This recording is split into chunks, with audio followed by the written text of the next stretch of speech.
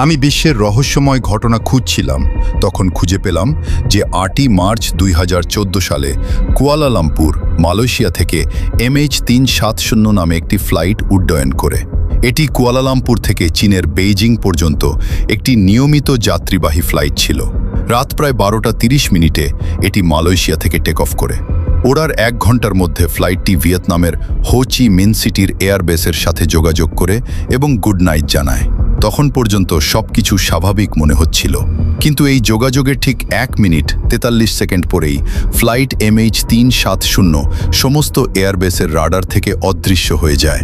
ফ্লাইটটি অদৃশ্য হওয়ার সাথে সাথেই প্রতিটি এয়ারবেসে হইচই পড়ে যায় এবং তারা যোগাযোগের চেষ্টা করে, কিন্তু MH370 থেকে কোনো সাড়া পাওয়া যায়নি।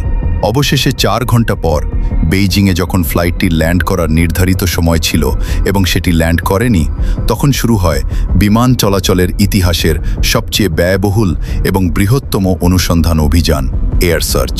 পৃথিবীর ইতিহাসে MH370 এর অন্তর্ধান নিয়ে হাইজ্যাকিং থেকে শুরু করে টাইম ট্রাভেল পর্যন্ত অনেক তত্ত্ব সামনে এসেছে, কিন্তু আজ পর্যন্ত কেউ প্রমাণ করতে পারেনি যে ফ্লাইট MH370 আসলে কোথায় হারিয়ে গেল।